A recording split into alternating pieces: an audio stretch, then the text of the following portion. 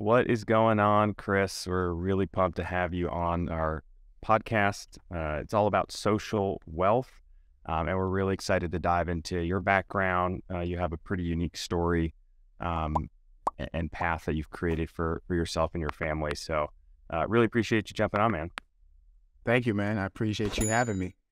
Yeah, yeah. Why don't we start out with, a lot of people listening may not be familiar with you, some may be. If you don't mind just giving us maybe like a 1 or 2 minute overview of who you are, like where you live, what you currently do, and then we'll kind of rewind it back and start from there. Yeah, man. First and foremost, I'm a believer, so I definitely take a lot of pride in that. My wife, I'm a husband. I've got two beautiful kids, one on the way. So our third baby is coming in July. I'm a professional speaker, real estate investor, and former athlete. I played baseball for professionally for a couple years, so that's kind of the gist of who I am. But speaking is definitely something that kind of leads the way with everything that I do. That's awesome. And were you always a good public speaker, or is that a skill that you just had to develop? Did you have a coach? Like, how does one kind of get into that? Because public speaking is not easy. No, it's not easy, and it's something that I get asked the question, do I get nervous all the time? And I don't really get nervous because I do it, over 100 times a year now. So I'm not nervous now, but ask me this 6 years ago, I was nervous every time I opened my mouth. So I didn't have a coach. What I did was I had a couple mentors for sure, but I had to find my style of what speaking looked like for me. I'm not a screamer. I don't call myself a motivational speaker. I say inspirational because I share my heart and my story, my mission, and in hopes that it changes hearts. So that's kind of the gist of how my speaking goes. But I'd say more of a storyteller if I had to categorize myself as what style of speaking that I do. Yeah, yeah. Walk us back. So you're a professional athlete. Where'd you play baseball at college? Yeah, I played at a school called Charleston Southern University. Played there for 3 years in college. Nice, nice. That's awesome. So played there 3 years. What position? Center field. Played center field in college. Center field. Okay, so you got drafted.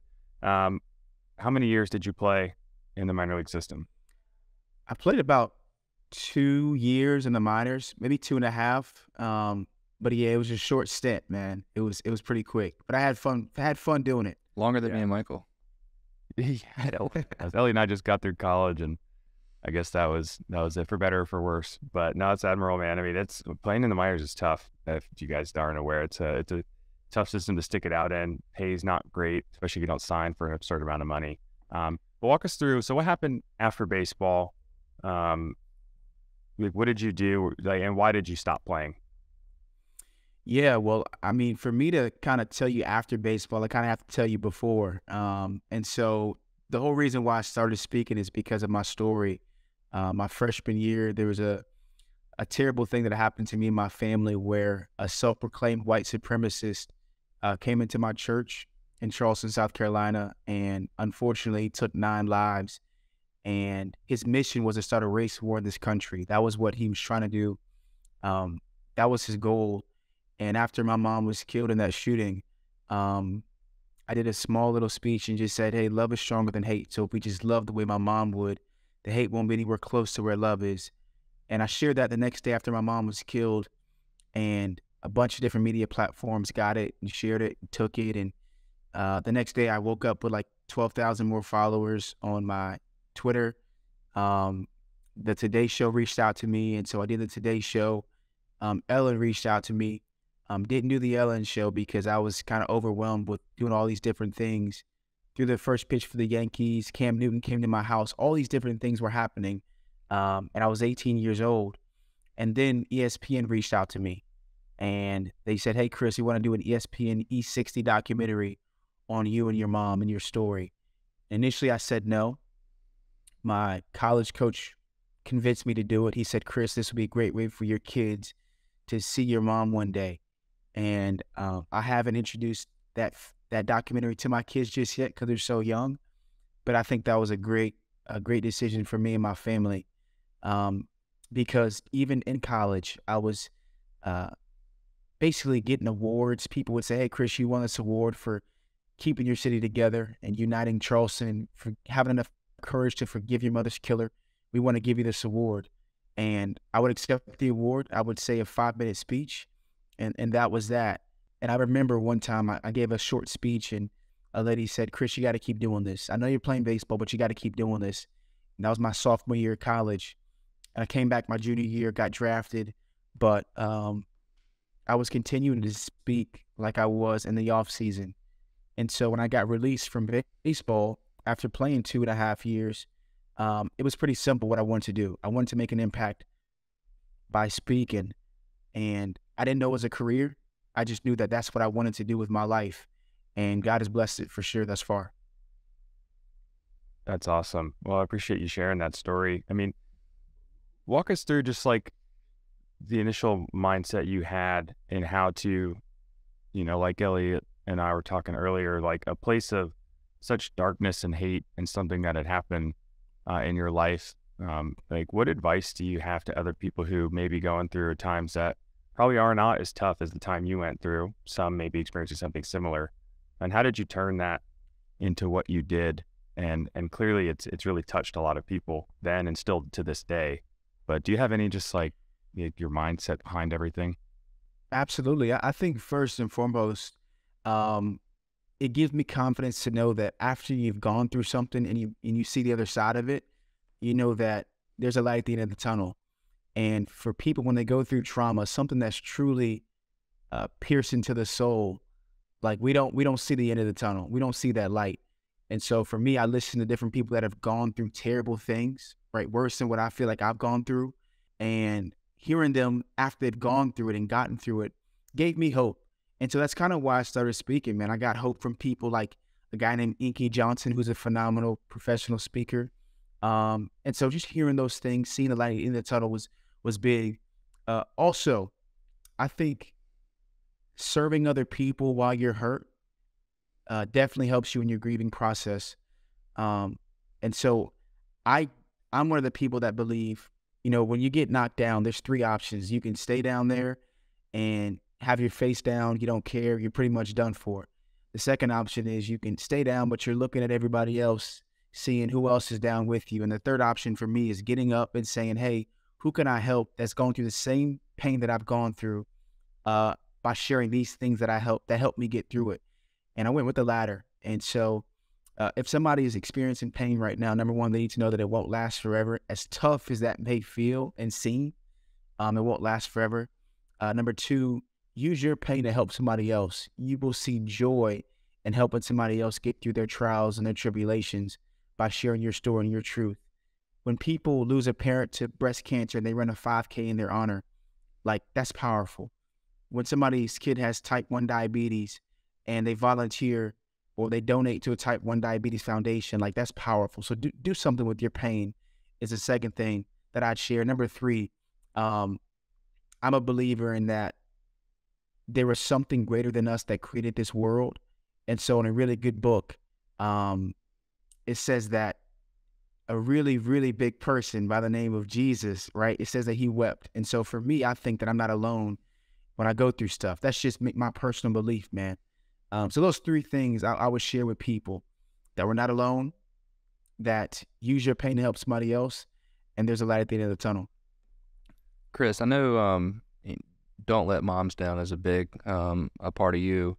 What did you learn from her that's now a part of your message to others? Oddly enough, man, I joke about it, but my mom was a speech language pathologist, and she always made me say stuff the right way, right? So being a young Black kid in Charleston, South Carolina, a lot of kids would be like, man, you sound like why you talk so proper, man, right?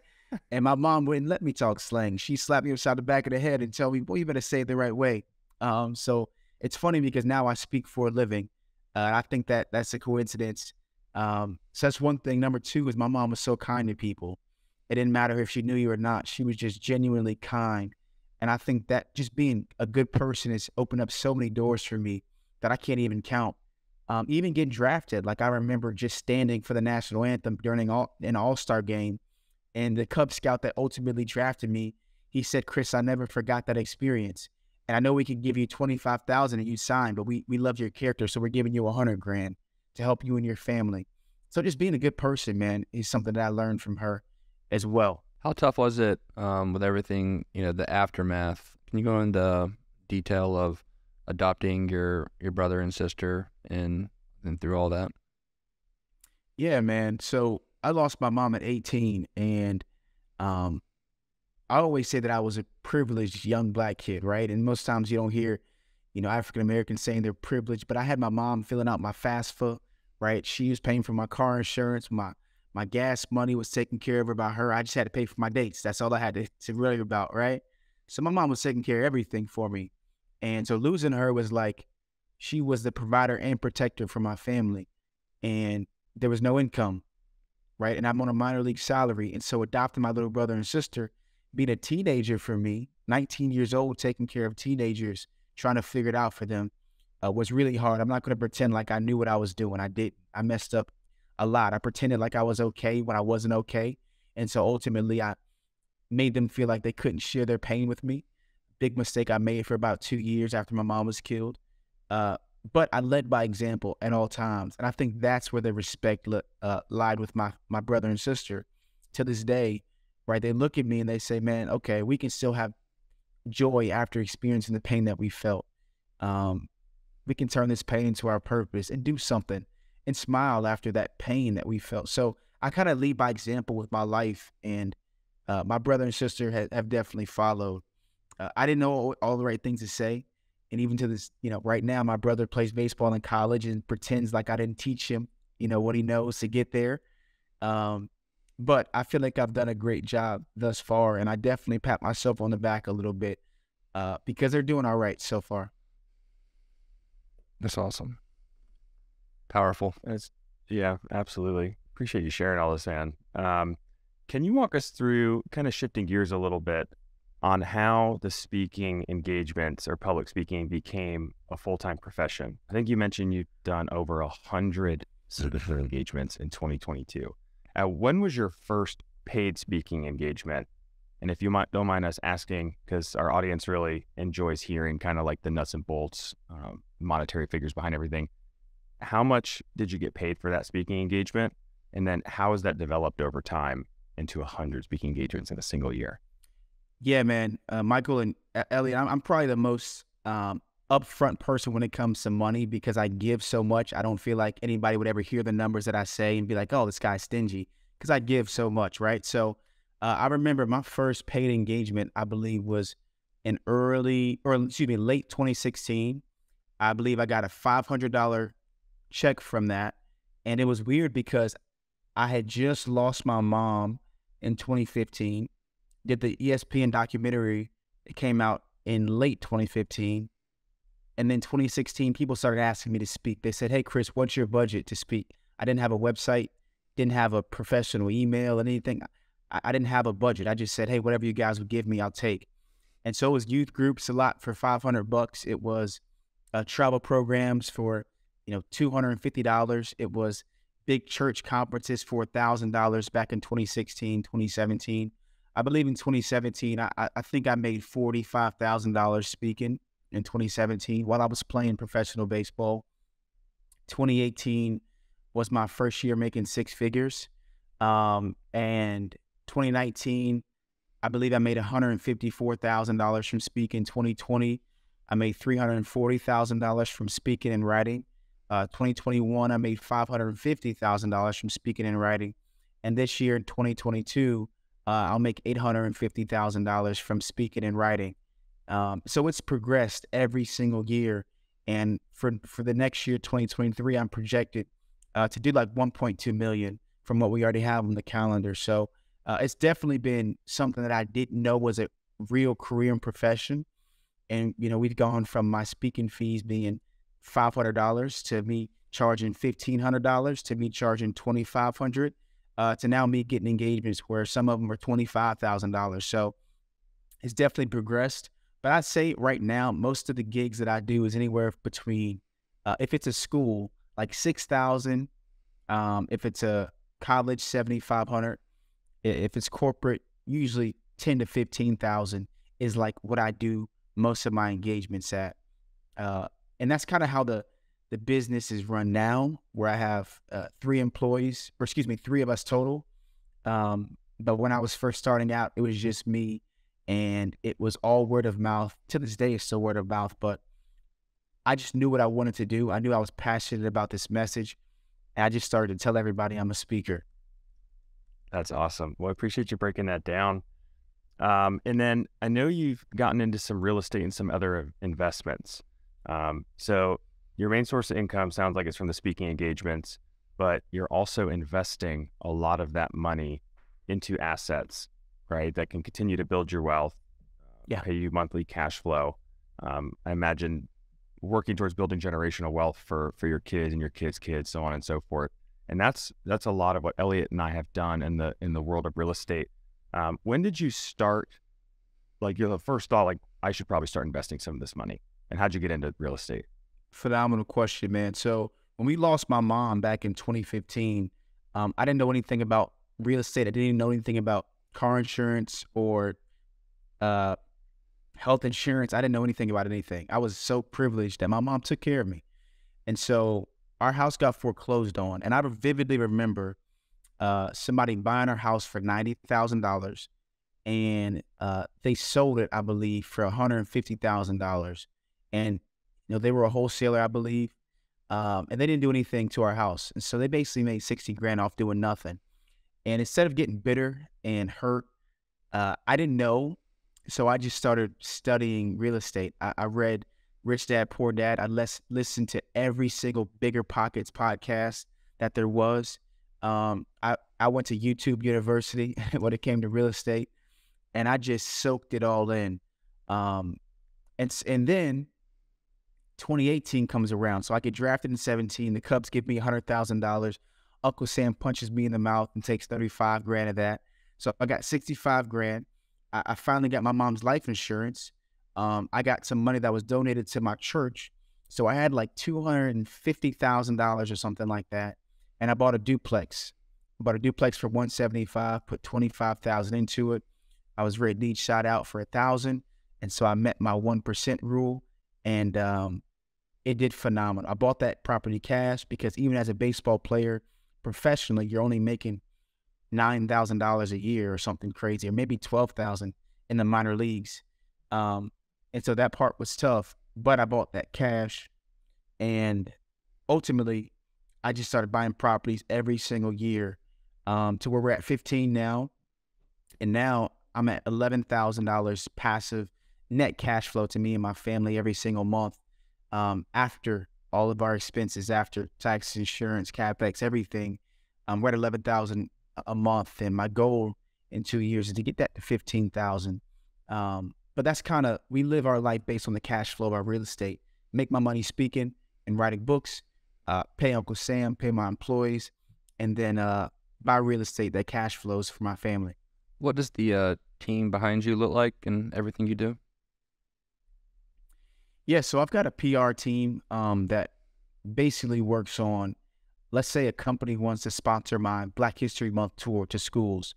They basically put together proposals for me, send it out to different companies, and they'll sponsor some of the schools that I travel to. Unfortunately, every school can't pay me $6 grand. And I don't want to say, hey, because you can't pay me $6 grand, I'm not coming. So I have sponsors step in. I have a personal assistant, executive assistant. She's been working with me for the last 3 years. She does all the back end for my CRM system. When it comes to engagements, I get about 35 booking forms per month. And so we have to sift through those to see which engagements we do, which ones we don't, which ones align with my mission, which ones are just like Association of Grass in Utah. I'm probably not doing that one. So we have to sift through all that stuff. She helps me. Then I have a full-time videographer that travels with me, probably 30% of my engagements, that kind of rounds out everything on my staff. So that's kind of what it looks like behind the scenes. And it's actually me calling personally a lot still to the people that reach out to me, because I want to see if it's something that aligns with my mission when somebody reaches out. So imagine you probably turn away a good bit of speaking engagements. What are like the typical reasons, even when the money's there, that you're like, nah, I don't think this aligns with me personally and what I'm all about? Are there any like red flags that are typically thrown up? Yeah, so my mission is unity, right? So my mission is to unite this world, right? After my mom was killed by a self-proclaimed white supremacist, I say I want to do the opposite of that. I want to love everybody. How can I teach this love to companies, to schools, to teachers, to sports teams like the NFL teams, NBA teams? Like, how can I teach this? And if they don't want that message, I'm not your guy, right? I can't come in there and speak about selling. How do I sell this pen, right? I'm not, that's not me. I'm a person that talks about company culture when it comes to diversity. I'm a person that talks about uniting our communities, our schools. Like, if that's the message that you want, then I'm your guy. But if not, that's not it. And also, because I'm on the road, I give myself 150 days a year. Me and my wife talk about it because we got young kids. So 150 days a year, it is a job that you're going to be gone a lot. If you're not gone, you're not getting paid. And so for me, I kind of say, hey, after I meet X amount of days on the road, it's got to be a premium for me to leave. And I have to run it by my wife because we have our rules. But most times I don't like to leave my house for less than $5,000 because I do have little kids, and I'm at a place now where I'm able to do that. Yeah, that makes sense. What speaking events would you love to do? Like, is there any one in specific that you're like, man, that would be a huge accomplishment for me? Yeah, man, I've done Microsoft. I've done Boeing. I've done NFL teams like the Texans. I've done NBA teams, the Thunder, the Wizards, the Timberwolves. I've done tons of sports teams. Alabama, like I've done probably 25 college programs. Nike hit me up last year, and they said they didn't have the money, right? Which of course they do. So that's one that I definitely would still love to do. Nike, if you end up listening to this, I'm still available, right? Check their balance sheet after the call. I will see if they can muster. I know, right? So I think that's something I'd love to do. I'd love to partner with Delta. That's one of my dream partnerships because I fly Delta everywhere I go, or any airline per se. But I think customer service and unity, when you talk about flights, man, you see people from around the world at airports. So I definitely think that's a place that I want to venture out into, is like the customer service with airlines. That's cool. I want to shift gears again into not just the monetary aspect, but the whole idea of social wealth is creating wealth in all aspects of life. I know you're big on family as well, but can you talk a little bit about the network that you've developed, right? If you're doing all these speaking engagements, you're meeting thousands of people per year from all walks of life, schools, professional sports, major companies like Microsoft, so on and so forth. Can you talk about the importance of your network? Like, you often hear your network is your net worth. That's like an old saying. And just how that has like really just helped you scale in everything that you're doing in your life. Yeah, man. I think number one, you have to be genuine. For people to really truly want to connect with you, you can't pretend like you know everything and you're just, you walk in there with a huge head. Like that's the worst person to be around. You don't want to be around somebody that thinks the world revolves around them and forgets that we're blessed and we're privileged to be able to live every single day. So being genuine is huge. I have a rule when I speak at an engagement, if I don't get 2 or 3 booking forms for another engagement from that engagement, I didn't do my job. So when I leave, people need to say, man, this guy Chris was so good. I got to tell such and such about him. And that is how I built my business. It's based on product. I'm not a great salesperson. If you don't like it, I don't want to push you. That's not me. For me, I want to crush it so much that they say, if I don't tell 5, 10 people about this message, I didn't do my job as a human being. And then once I get those connections, I foster them. One of the things that me and my company do, that I take pride in, follow-up process. As soon as we get done, we say, hey, did I meet or exceed your expectations? And they say I met them all. Awesome. They say I exceeded them. Great. And then we say, hey, if you truly enjoyed it, can you refer me to 3 other organizations like yours? They would say absolutely. If they enjoyed it, they truly will. We then send them a baseball bat personalized. Just saying thank you, I'm a baseball guy, and just having that in their office is pretty cool. They send me pictures of it. Some of them give it to their kids. And then we do Christmas cards every year. When I think about them, I reach out. But I've just noticed how keeping up with people, how checking in with them has paid dividends. I'd say 50% of my engagements are repeat clients in a different part of their company or a different part of their school. I'll speak to the staff or the teachers. They say, Chris, come back for our kids, or vice versa. I spoke to a private school in DC. I finished up with the kids there. One of the kids went home and said, Daddy, we had the best speaker I've ever heard in my life. Her dad is a partner at a company called Elliott, which is a huge 300,000 employee company worldwide. And he said, Chris, you got to speak to my staff, man. Whenever my daughter's talking about, if you can get through to her, I know you can get through to my staff. So just fostering relationships like that has been huge. If I get to share this message with over 30,000 kids every single year, I know that more opportunities will come. I know that lives are saved because of it. That's awesome. Have you ever bombed a speaking engagement? I will say I bombed. Actually, there's one engagement that I did not feel went well, and I've probably given over 500 talks in my life. Like I'll do this year, I'll do 132 engagements. I just did my last one a week and a half ago. And so 132 engagements, probably over 600 in my life. There's one that I felt like did not go well.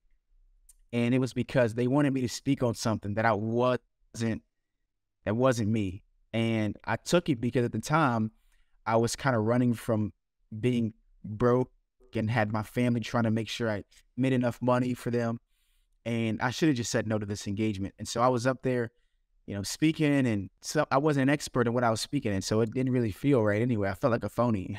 And so I finished up, and the guy said, man, Chris, this is great.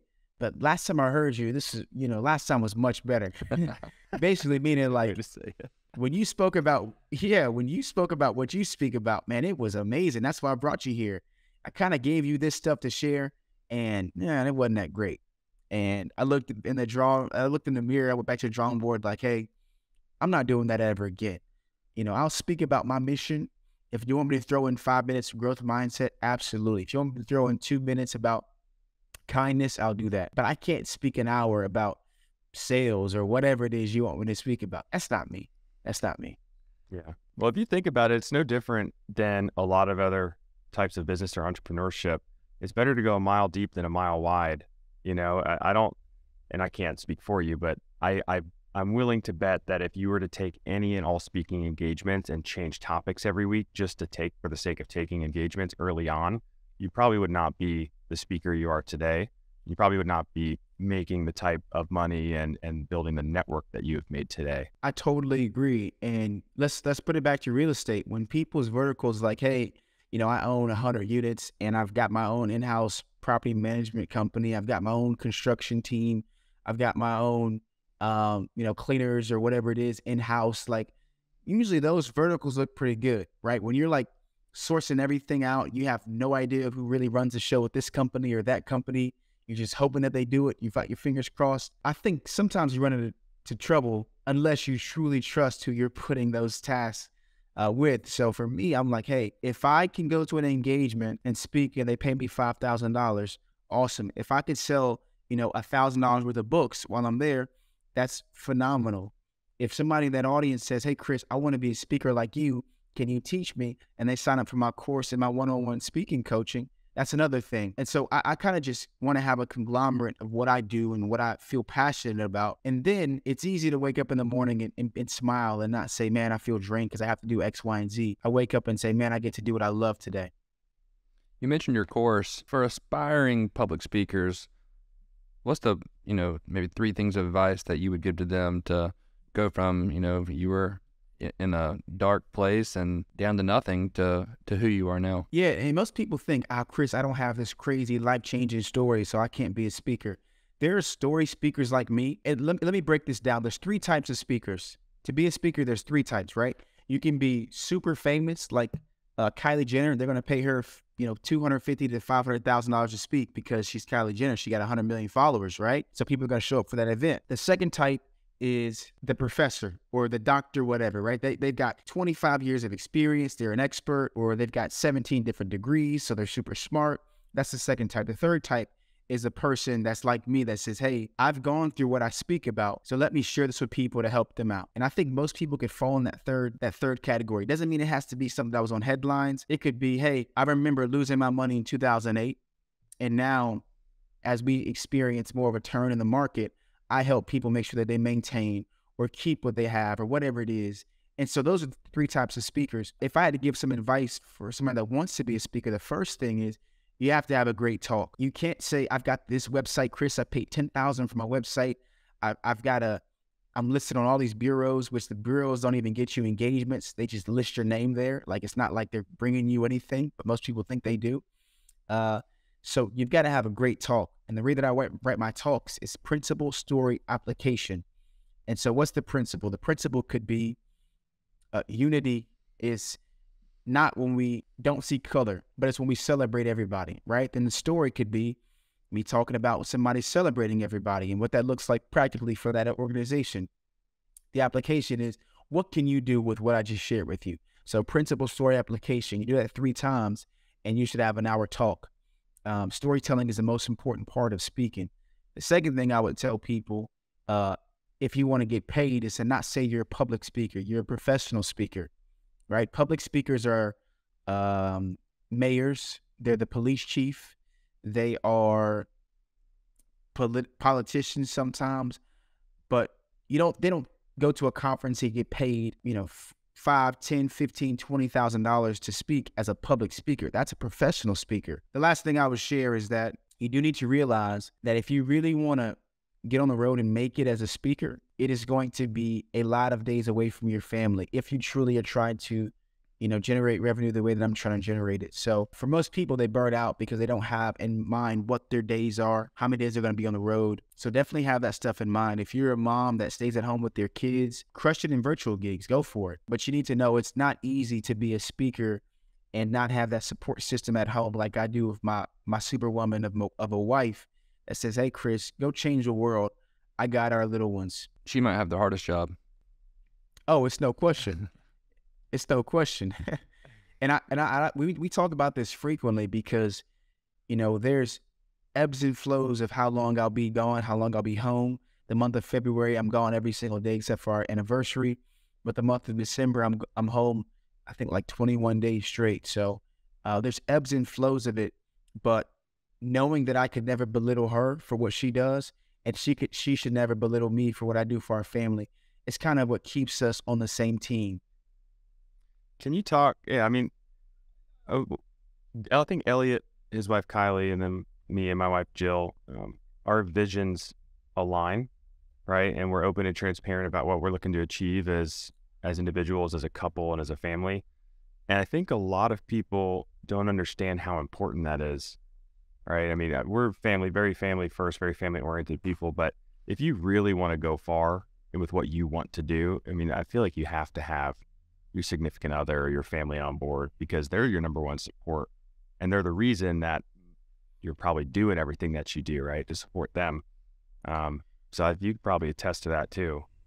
Yeah. To be honest, man, I think that there are some people that their level of success says, hey, if I got to have 3 wives and I don't see my kids very much, that's what I want. Like, I've seen real people that make $3.5 million a year. They're on their 4th wife and they think they're crushing it. To me, I want to throw up with that life. That's not what I want. I don't want my kids to say, my dad hated me, right? My dad was never there. And so I still try to make 80% of my son's games. We just had a Christmas recital for my little guy who's 1 year old, can't even talk, but they had a Christmas little recital. And so making those things are important to me. And I've got 5 Fs. I have another company that I run is called Champion Tribe. And it's people that are like me that want to win in 5 aspects of their life. It's faith, family, fitness, foundation, and finances. Foundation is like giving. And so if I don't win in every aspect of those 5 pillars, I don't feel like I'm winning in life. And so for me, okay, I saw people at events that I would speak at, and I would say, hey, I want these 5 things. I want to make $1 million for my family, for my wife, my kids that love me. I want to be physically fit. I want to be a man of faith, and I still want to be a giver. I don't want to be stingy if I make. I want to be a giver because that's true wealth to me. And if I can't have all 5, then I need to cut that money number to make sure I'm crushing the other 4. But some people say, hey, they write their goals. If they can make that $5 million that year, they say, I don't care about anything else. Screw everything else. And that is some people's success, but that's not my success. So Champion Tribe, we hold each other accountable on those 5 Fs. If we have a huge victory, taking my wife on 24 dates this year is a huge victory for me because I travel a lot, right? 4 trips a year is a huge victory because I want that quality time with my fam. And so those things are important to me, and I want to just foster an environment where it's important to other people as well. So that's kind of what I see success as. And Inky Johnson says the worst thing a person can be is a public success and private failure. And so me personally, that means crushing it in business, crushing it in impact, but my wife and kids don't love me. That's public success, private failure.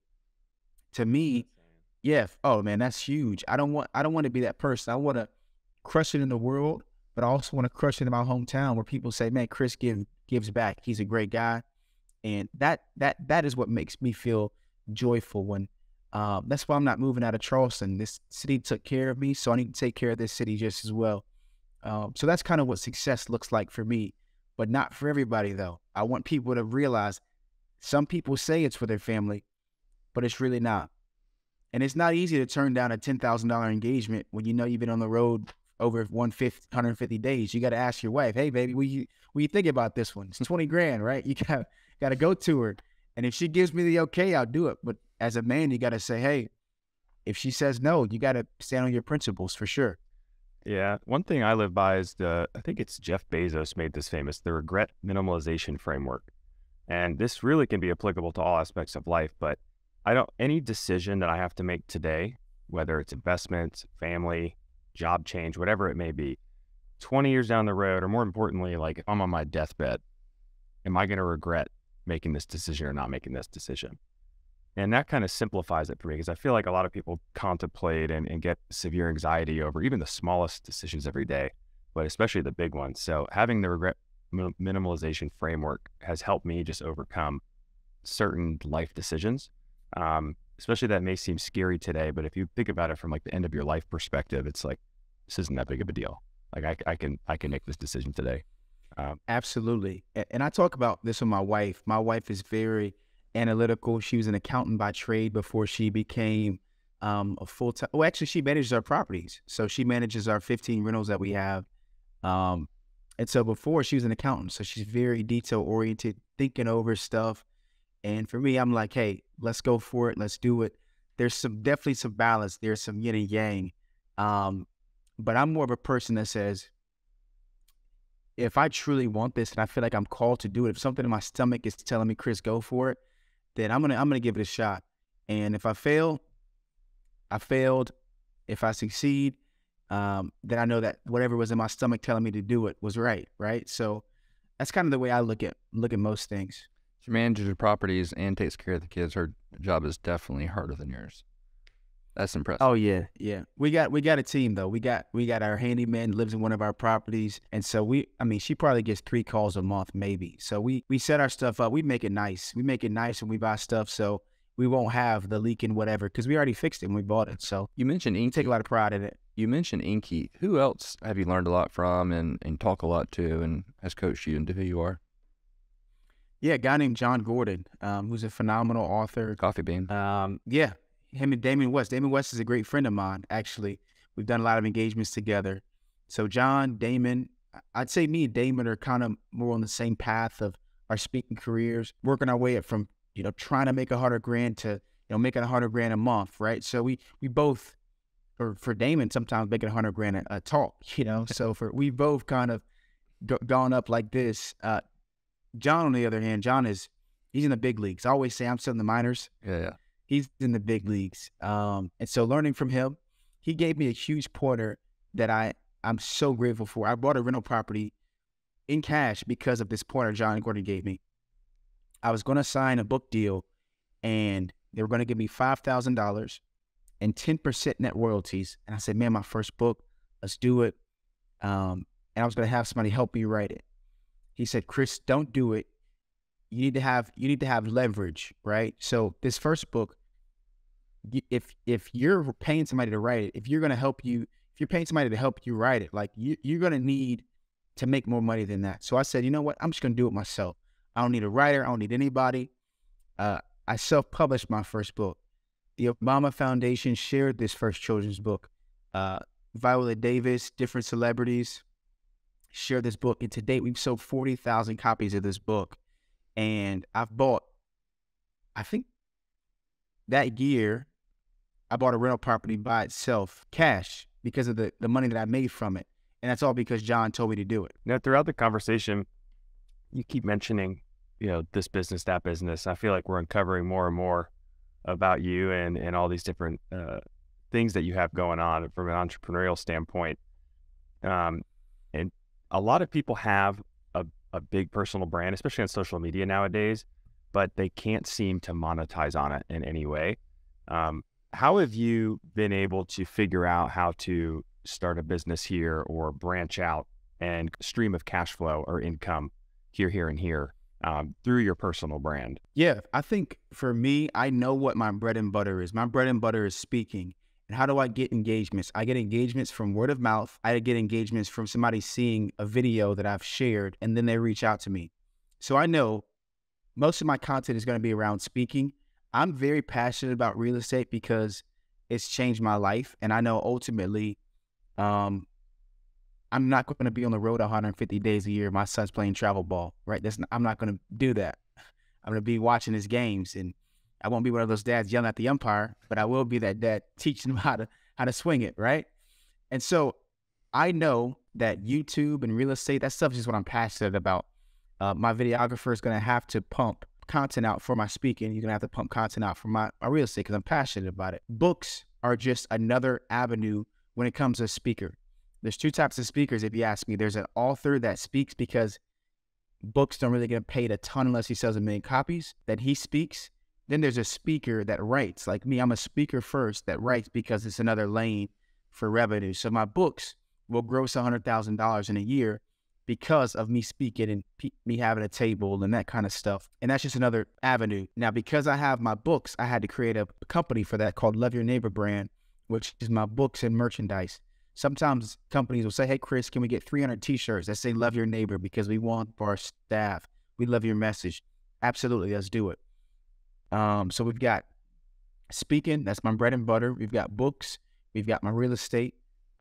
Champion Tribe, I created that just because I genuinely wanted that group of people around me that had those 5 F's.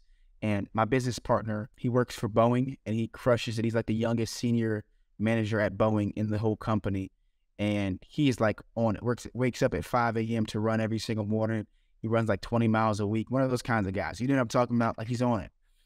He reads every David Goggins books like 4 times a year, right? He's like that kind of guy.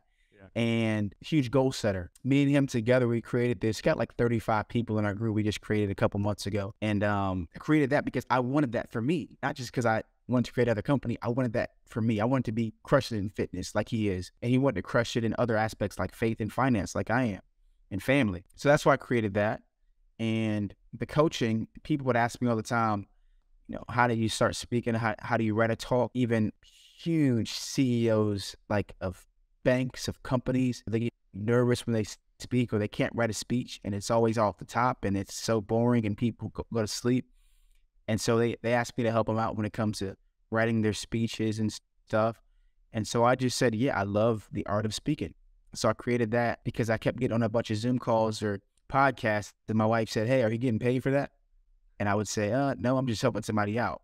And she would say, well, when you're gone, I get it. When you're home, I don't get it. So you need to be home. And so I created a business when now most times I'm on a Zoom call or something. She asks, hey, we getting paid for that? I say, yes, we are, sweetie. Right. And I'm teaching and loving and helping somebody spread their story. So I created that company because I get asked so much. But those are the things that I'm passionate about. And I'm grateful that God has blessed me to create things around my lifestyle that they just fit. So that's kind of how things go for me. That's awesome. And I know we're approaching time here, but I would love to hear, like you have the 5 F's. Do you have any specific goal in the upcoming year or years that'd be like, this is a serious goal that I want to hit as it pertains to finance, as it pertains to family, and some of those other the 5 F's that you mentioned earlier? Yeah, so this year, a big goal that I had was giving away $50,000 for me and my wife. So we met our goal of giving 50 grand away. Next year, I got to give more. I don't know what the number will be, but I'm projected to make $1.2 million next year. My goal is to make $1 million next year. And pretty much, it sounds bad, but I don't personally want to be gone more than 150, 160 days a year.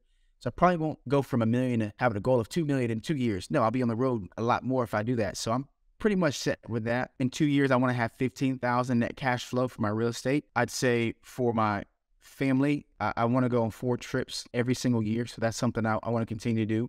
My fitness, I want to be 185 pounds, less than 15% body fat, which shouldn't be hard for me to do. Faith-wise, I want to go to church at least twice a month. Even though I'm gone a lot, I need to go to church at least twice a month. Foundation, my giving, I said more than 50 grand, 60, 65,000, depending on what I net from my income.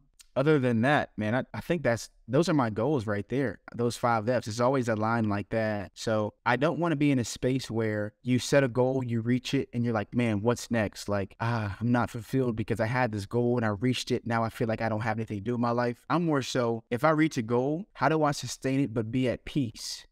Not reach a goal at making $1 million a year, then have a goal of $4 million a year and never feel satisfied or at peace with who I am. I always thought if I could make $100,000 in a year, man, I'm crushing it. I didn't know that you could. The reason why I'm so open about money is because I never met somebody that says, hey, I'm going to make $1 million next year from doing what I do. They just weren't open like that. And I always wanted people to be open. What do you mean you have 15 rentals? How the heck do you have enough money to buy 15 houses? Like, what does that even mean? And so I'm super open. So I love teaching and being open with people because I always wanted that. And I would always take when people say, oh, yeah, he does pretty well for himself. I'd be saying to myself, well, what does that mean? Is he making 100 grand or $1 million? Because I don't know. So being open, teaching people, those are all the things that I feel like are important to me. Yeah, that's awesome, man. Well, we appreciate you sharing and appreciate coming on the show. If people want to continue to learn more about you, I know you mentioned the book, and I'm sure you have social media. What's the best place to kind of follow you and keep up with what you're doing? Yeah, man, my social media is C_Singleton_2, and I think just about all of my profiles are verified. C_Singleton_2 is usually a picture of me and my family in my profile, so check that out. And if somebody wants to bring me in or learn about how to speak or sign up for championship, whatever it may be, you can go to chrissingleton.com, and that's how people get in touch with me on the business side. That's awesome, man. Well, thanks so much for coming on and sharing your story. We appreciate everything you're doing, man, and the message that you're spreading around unity and everything else.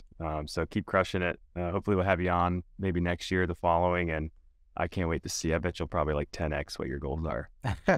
We'll see. As long as I'm at peace, we'll see. That's right. Chris, your story is incredible, man. Thank you. And we're watching from afar, cheering you on and supporting you any way we can. And congratulations on what you've built.